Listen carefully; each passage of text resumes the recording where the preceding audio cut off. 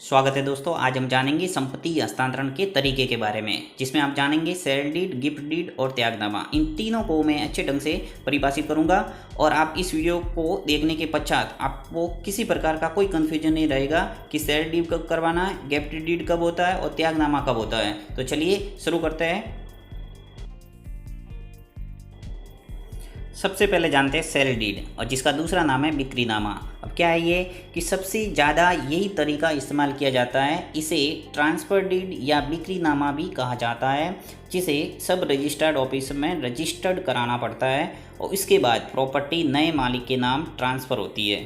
लेकिन ध्यान रहे कि संपत्ति खरीदने वाले शख्स का आपसे संबंध नहीं होना चाहिए।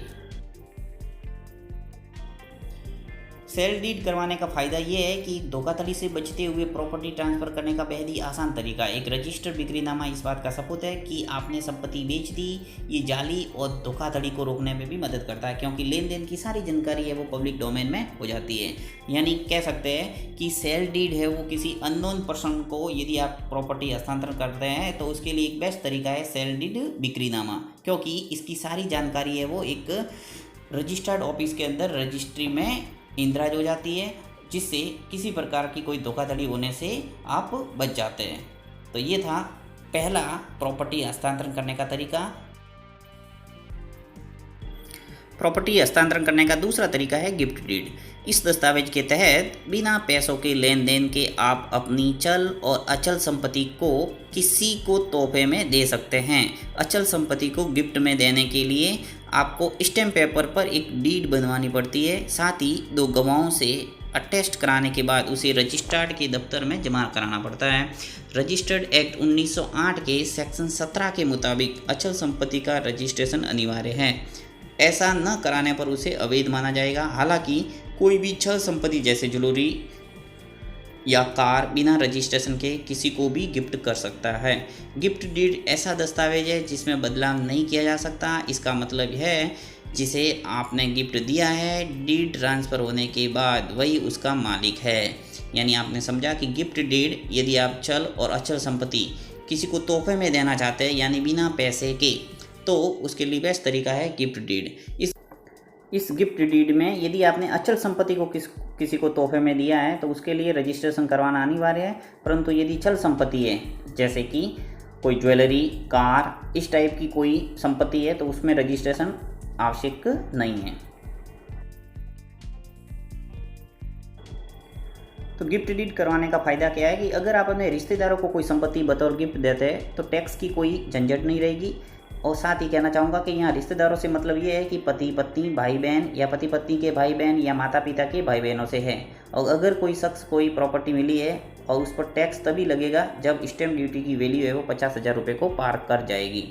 यानी कि आप अपने रिश्तेदारों को कोई प्रॉपर्टी बतौर हस्तांतरित करना चाहते हैं तो गिफ्ट डीड आपके लिए बेस्ट तरीका है, क्योंकि वहाँ पे पैसे का लेन देन किसी प्रकार का नहीं होता है। इसलिए बेस्ट तरीका है गिफ्ट डीड। सेल डीड तभी होता है जब आप पैसे से कोई प्रॉपर्टी किसी को दे रहे हैं। तीसरा तरीका है वो है त्यागनामा। अगर आप किसी संपत्ति में सहमालिक हैं और अपने अधिकार छोड़ना चाहते हैं तो त्यागनामा सबसे बेहतर विकल्प होता है। गिफ्ट डीड की तरह इसमें भी बदलाव नहीं किया जा सकता है, चाहे वह पैसों के लेन देन के बिना हो। 2 गवाहों में अटेस्ट कराने के बाद इसे रजिस्टर कराना पड़ता है। और जहाँ तक स्टैम्प ड्यूटी का संबंध है, रिश्तेदारों के लिए कोई छूट या टैक्स में रियायत नहीं है। त्यागनामे का फ़ायदा, अगर प्रॉपर्टी में 2 लोगों का संयुक्त रूप से अधिकार है तब भी त्यागनामा बहुत ही आसानी से प्रॉपर्टी ट्रांसफ़र का विकल्प देता है। आमतौर पर इसका इस्तेमाल उस वक्त होता है जब कोई बिना वसीयत छोड़े मर जाता है और कानूनी उत्तराधिकारियों को संपत्ति विरासत में मिल जाती है। यानी कि आपको विरासत के रूप में कोई संपत्ति मिली है, मान लो 2 भाई है और उनका उस संपत्ति के अंदर नाम है और एक भाई अपना हिस्सा स्वेच्छा से छोड़ना चाहता है, तो उसके लिए त्यागनामा एक बेस्ट विकल्प है।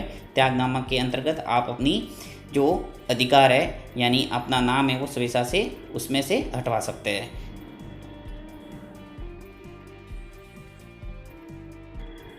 तो ये था संपत्ति हस्तांतरण करने का तरीका, सेल डीड, गिफ्ट डीड और त्यागनामा। ये वीडियो आपको कैसा लगा? यदि अच्छा लगा है तो इसको लाइक ज़रूर करना, साथ ही अपने फ्रेंड सर्कल के अंदर इसको शेयर ज़रूर करना अधिक से अधिक, क्योंकि हो सकता है आपकी ये वीडियो काम का नहीं है, किसी अन्य की वीडियो ज़रूर ये काम आ सकता है, इसलिए इसको अधिक से अधिक शेयर करें, साथ ही चैनल को सब्सक्राइब करें और बेल आइकन को भी प्रेस करें ताकि आने वाला और वीडियो आपको सबसे पहले मिल सके। तब तक के लिए जय हिंद, जय भारत।